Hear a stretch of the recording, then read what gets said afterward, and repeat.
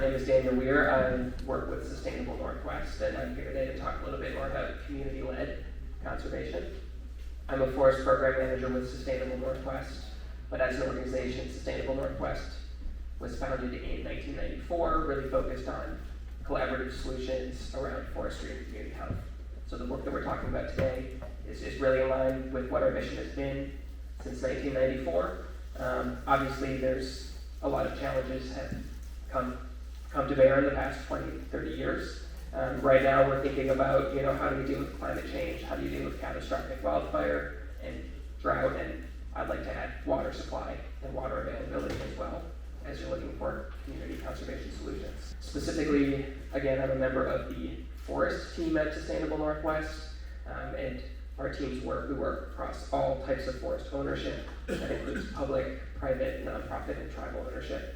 Again, we're thinking about developing nature-based solutions that really ensure healthy forests for people, economies, and nature, and of course, looking towards the future.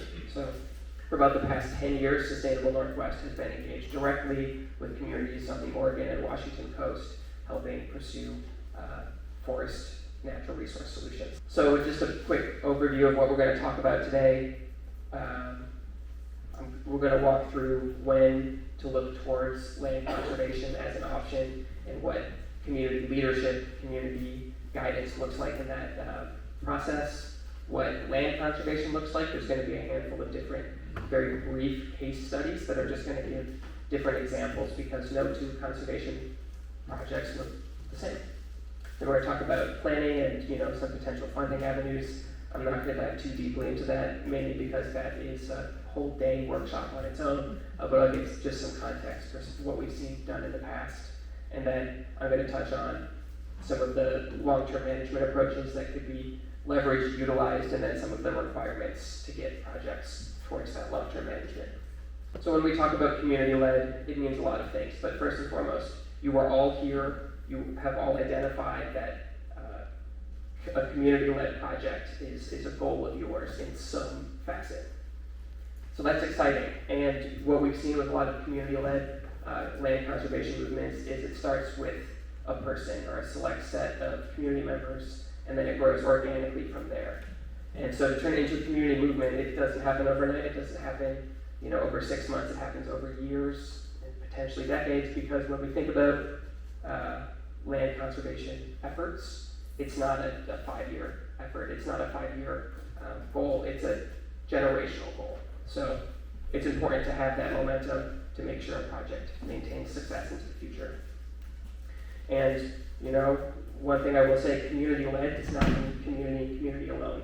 There are lots of support systems, technical assistance providers, and partners that you can engage with to achieve a successful project. Some examples include land trusts, area watershed councils, soil and water conservation districts, state agencies. Of course, there's tons of state resources that you're hearing about today, or you maybe have heard about at previous workshops. And then land users. Who is using the potential property you're looking at, and how do you engage those parties as well? And last, but certainly not least, potentially the most important, the current landowner and any project that you're looking towards land conservation effort. Like I said, we're talking about when to consider land conservation. Here, we're talking about watershed conservation specifically, and so that's your first step, is taking a step back and thinking, what's our priority area that we want to design a conservation solution for? What's that priority parcel? Obviously, watersheds can be very large. They can be 50,000 acres, they can be 500 acres, and everything in between. So within that priority parcel, where is there a piece of property that's at higher risk or requires higher need of engagement? Is there a potential for conversion? Is there potential for forest management activity that might not be in line in what the community identified goal may be? And then, is there that potential for input? Is there the opportunity to have a two-way conversation with the community, with the landowner, and with the local municipality who might be involved in this community-led movement? And I think that's important to highlight as well. Community-led effort can be as grassroots as you want, but there needs to be local buy-in from the municipality. That might be the potential landowner, potential easement holder, whatever it may be. Without that city council designation, declaration, it looks different depending on what the local municipality process is, but there needs to be both that balance of community engagement and local support by elected or hired staff. And of course, I mentioned it before, I mentioned it again, there also needs to be capacity that's ongoing. It's hard to run a water district. Imagine running a water district and applying for funding and designing a management plan. There needs to be a whole suite of partners that are engaged to make a successful land conservation effort. So I'm going to talk about 4 different approaches. Those being, first and foremost, land acquisition. We're going to get a case study about land acquisition. Many of you have probably heard before, but it'll be good to just highlight some of the process itself. We're going to talk about a case study that's around a management agreement. Looks similar to a conservation easement, but I think a pretty interesting approach. I know there are some people who are very closely tied to that case study, and we'll talk more broadly about conservation easements as a whole, and we'll talk about a case study that involves creative land swap or land use solutions. The first case study we're going to talk about is the Archcape Community Forest. That's a project that is just up the road here, and it is an effort that the Archcape Water District, and especially Phil Chick, who is here, and a number of other community members and staff underwent to acquire the community's drinking watershed. This was not an overnight project. This project started when the Water District produced a watershed protection plan in 2015 that identified the benefits of owning the municipality's watershed. And around 2016, 2017, the Water District realized that this was not an effort they could undertake themselves. They engaged the neighboring land trust, North Coast Land Conservancy, and they engaged Sustainable Northwest to support a number of aspects of the project to ensure its success. That community process included community engagement, making sure that the community was aware of what was going on and continued to stay up to date with goals and next steps of the project. It included community engagement in the watershed management plan design and the forest management plan design. Of course, it included fundraising. This project was substantially funded by the Forest Legacy Program, which is a wonderful program provided by the U.S. Forest Service. And this community process included connecting with legal counsel to support the acquisition effort as a whole. Because, again, I think at the time of this effort, the Archcape Water District was led by a volunteer board with 2 full-time staff to manage both the water plant and this process. So in order to be successful, it took a whole lot more than just the 2 full-time staff. And once the property was acquired, I want to say that was 2022, that's when management hit the ground and management planning hit the ground. And that's something that Josh talked about, and something that Barry's going to talk about as well, is when you're buying forest land, there's ongoing long-term expenses. The next project, it also includes land acquisition, but it takes a little bit different of an approach. And this is down on the south coast in the community of the city of Port Orford. Their drinking watershed has been, pieces of it have been acquired over time, but most recently, the city was able to work with an interim landowner to acquire a piece of the watershed that they were able to then secure funding to acquire that piece from that interim landowner. But before they did that, they took a step back and identified, what do we want to see? What's the goal of our watershed? What are the issues that we have? Certainly one of their goals was increasing city ownership within the watershed, but not just to own forest land, but to protect the drinking water supply that's coming into city residents. And I think it was described in one of their plans to use the forest as a sponge to store water later into the year. The city had experienced drought, higher rates of drought, and more frequency of drought, and so just by ensuring that they had forest land within their ownership, there was a long-term goal of more water provided through the forest land later into the dry season. Another goal they identified was reducing rates of turbidity within the watershed, and what this project looked like as a whole is they were able to, so just for context, This middle section of the watershed was owned previously. I think they acquired it in the early to mid 2000s, but they'd identified that there's another at-risk parcel, and I'm sorry for the people on the screen, I'm blocking the camera. There's another at-risk parcel of around 160 acres that they were able to connect to an interim landowner, that was the conservation fund, to acquire, and then they were able to purchase that from the conservation fund. And that was an interesting effort because it used Clean Water State Revolving Fund money, which is another one of the unique opportunities for land and infrastructure acquisition through forestry. The next example we have is much different. And so this is the Rhododendron Water District. The Rhododendron Water District their watershed is a majority U.S. Forest Service land. And so they were very aware of this piece of forest land that was not in Forest Service ownership, and had been interested in making sure that they were engaged when any potential forest management or property sale took place. What ended up happening was the landowners ended up selling to a timber company, an area timber company, and in that process, Rhododendron Water District was able to engage with the timber company and identify, hey, we don't want to buy this property, we don't have the capacity to buy this property, but we do want to reduce the likelihood of the harvest activity that's going to take place within our riparian zone. So they were able to come together and establish a riparian management agreement, which is similar in nature to a conservation easement. And what that management agreement loosely structured as, they worked with the company, the landowner, to acquire the right to exclude harvest within a 300 acres of the Henry Creek, their creek feeding their intake, which was about 42 acres over the next 50 years. So these types of management agreements, conservation easements, all look a little bit different, but I thought that was kind of interesting the way it was framed, the way it was designed. And at the end of the day, that cost to the water district was $175,000, which compared to acquiring that property or acquiring a whole watershed, it's significantly cheaper.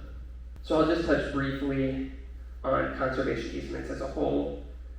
The first two projects I identified, those were land acquisition. Those are likely going to be the most expensive and require the longest engagement from the landowner, the longer term annual management costs. A conservation easement is another type of management land conservation solution with a little bit of a lower upfront cost and a lower long-term management cost. What a conservation easement does require is that it requires a long-term relationship with the landowner, because the current landowner is going to maintain ownership of a property, but the two groups deciding on that conservation easement are going to come to agreement on what adjusted management practice would look like on that piece of property. So they can exist in perpetuity. Really what that means is that conservation easement, if the property gets sold, it will stay on the deed of the property. And I don't work for a land trust, so maybe other land trust folks can clarify more specifics and more nuances. But really, if you are acquiring a conservation easement, what the landowner is going to look for is the difference in revenue between status quo management and whatever solution is proposed in the conservation easement. So it's looking at a difference between two activities versus looking at a per acre land acquisition. So I think this is the last example that I want to share. And this is pretty recent, and this is a pretty cool project. It's still underway, but I think it's pretty likely to be successful. And it's just nearby at Cape Mears. And this is a great example of leveraging land you own to find a successful community-led decision. So the Cape Mears Community Association, I want to say, they own a 106-acre community forest. A couple of years ago, they found out that there was a property adjacent to that community forest that was slated for harvest and up for sale following that. And also for context, the Cape Mears Community Forest is right next to the Cape Mears National Wildlife Refuge. This is the National Wildlife Refuge, this is the community forest, and this is the property. So the Cape Mears Community Association came together, worked with a lot of different partners to understand what their options were, and understand what their community vision was. And they realized they had an opportunity to use their community forest to kind of leverage funding to acquire this 120-acre property and to then incorporate it into the Cape Meares Wildlife Refuge.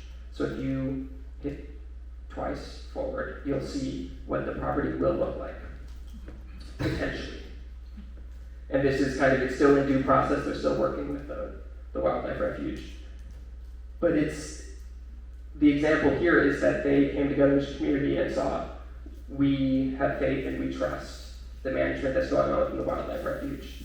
By incorporating this parcel into the Wildlife Refuge, that'll give us the capacity to see uniform management across, 400 acres versus the potential 100-acre kind of gaps. Again, this project was not the Cape Meares Community Association on its own, although they did a tremendous job leading this effort. They also engaged with a lot of different partners. I was on a couple calls with them at NCLC, and in the long term, they worked with the Conservation Fund to have the Conservation Fund kind of use their capacity as a conservation organization to get them in touch with the right pieces and pull together the right funding so that the property could eventually end up in the Wildlife Refuge. So there's something that is identical between all four of those examples, and it's that they all cost money in some way, shape, or form. Fortunately, there's a wide array of funding that's available for these type of efforts. There's federal funds, including opportunities from the EPA. The EPA, through DLCE, facilitates the Coastal Zone Management Program, which seems to be annual, but it's an opportunity for land acquisition within Oregon's coastal zone. And I mentioned it before, but the Forest Service has multiple opportunities, starting with the Forest Legacy Program, which has seen supported a number of conservation forest land acquisitions. And then there's the Community Forestry Program, which is a bit smaller in scale, but certainly is able to facilitate land acquisition efforts. There's also state funds, and I don't want to dive too deeply into them, and I certainly am not highlighting all of the available state funds, but Audrey is here with Oregon Watershed Enhancement Board, and they have a couple of wonderful opportunities. One of them being a long-standing land acquisition grant program they have, the other being a soon-to-be-announced source water, or has been announced but soon to come online, source water protection grant program. Beyond that, these types of efforts require match funding, so it's important to also engage private, non-state, non-federal funds. So that might include individual donations, community fundraising drives. It might include engaging with larger capacity regional foundations, state foundations. It could include leveraging county allocations, city bond measures, taking out loans, just like you're taking out a loan to improve your water treatment system, your water filtration system. It could make sense to take out a loan to include your source water protection infrastructure. One of the things that I think that community projects do an important job of doing, is identifying and valuing co-benefits. What you see a lot of times with community conservation efforts is that there's a conversation around what the goals of a property, the goals of a conservation initiative are. And commonly, there's not just one singular goal. Often, communities come together and say, okay, what do we want? What do we want the outcome to be of our effort, of our time, of our project? Is it water quality and water quantity? Is it maintaining intact forest? Is it seeing wildlife habitat and seeing healthy wildlife habitat? Is public access, whether it's maintaining public access or increasing public access, is that a priority? And what doesn't get valued in the price of a property are a number of these different benefits. So it's important for, as a community-driven effort, coming together and saying, how do we value, maintaining a longer-term supply of drinking water later into the summer. And beyond this, especially if it's land ownership, but there's still an opportunity to generate revenue off of your forest management, whether it's through harvest, through carbon credits, or through other types of city projects. What I will say is that appraisal will give you a market value, and it's a part of that due diligence process, but it will not give you a value of co-benefits. That's something that it's a little bit more abstract, but still just as important in a conservation effort. So, a little bit of the nuts and bolts, when you're looking at a conservation project, whether it's acquisition, whether it's an easement, whether it's some other creative solution, it's still going to require a lot of steps to get there. And that may look like the development of a resource stewardship plan. Depending on the funding, it's likely a requirement if you're using federal funding. It could be it goes by a lot of different names. It could be a forest management plan, it could be a multi-resource management plan, but really what it's looking for is identifying a long-term process for forest management, land management, for the goals that you as a community have identified. One thing that's likely going to take place is a land appraisal, and that takes two different forms, right? It takes the value of the land, and then the value of the natural resources, which probably the timber that's within the property. So if you're doing digging around a county GIS map, it might pull out and say, oh yeah, this is what we think the value is, but that is not accounting for the standing natural resource value on the property as well. It's also important to be aware of potential mineral rights that are on a property, as well as potential water rights. Obviously, mineral rights, it's a little bit more, it's again, potential that the current landowner might not own the mineral rights, might not hold the mineral rights for property, because some of these forest lands have switched hands over the past 50 years. But there's also water rights that are on a property. Sometimes, again, water rights might be different in some of the streams that are on a property, but you might acquire a property that comes with more water rights, in which case you can diversify your water sources. But kind of some of the last things you want to keep a focus on is identifying the title and the deed and any deed restrictions that come through. This is mainly through land acquisition, but identifying what commitments have been made on the property before, and what, even as you come on as an owner, what commitments are made on that property. Like I said, easements, they travel between landowners, so something to be aware of. And another important piece of the process is price negotiation, contracting, all of the kind of the back of house stuff that leads to the success of a land acquisition or conservation easement project. The landowner might be interested in a higher price than the community is interested in paying, and it's kind of those types of conversations to get everyone into a position where they're happy and it's a win-win for both sides, as Julie mentioned earlier. Yeah, so one of the last things I just want to highlight is that there's a number of items you can pursue, there's a number of steps, but it's really important in your natural resource management planning to identify what your long-term goal is, make sure the community's kind of moving in the same direction, and identifying what the available resources are. Whether it's the natural resources, but also whether it's the resources to support this type of effort. It's important to identify who is the part of the planning team. It could be the city, water district, municipality, county, but it also is who is outside of the staff side of things, who are the community members who are going to provide their input to make sure that it is representing the perspective of the local community of your town, of your residents. And then, depending on what decisions you come to, identify what requirements there are based on the funding that you're going to pursue, whether it's immediate requirements or long-term requirements. So I think I have one more slide, maybe I have a couple more. Oh, yes. Well, this one is actually a very good segue into Barry and John. In terms of long-term management costs, I'll be quick on this because it will be covered. Parts of it will be covered.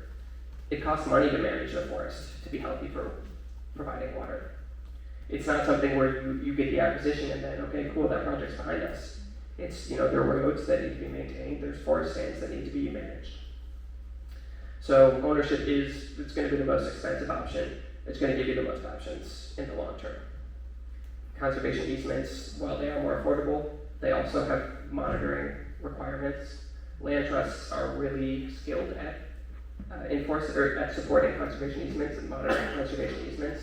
So if it is an avenue that you're interested in pursuing, I would recommend engaging with the land trust. But overall, ensure that there's capacity to support whatever long-term management goals and decisions are made. Because this is, we're thinking about managing a forest for future generations. And with that, it will incorporate, annual expenses, generational expenses. And I think that might be my last slide. Oh, yeah. I'll leave you with a number of questions. I know you guys might have some questions for me. Just remember, what are your long-term goals? In order to achieve those goals, where do you focus your efforts to start, and where do you have to focus your efforts further down the line? Who needs to be engaged to make sure there's sustainability? If it's all on one person's plate, then they're going to burn out, and the project's going to be exactly where it started. And again, what's the best solution to achieve your goal? What's a realistic solution? And once you identify that solution, what are the steps that you're going to need to take to get there?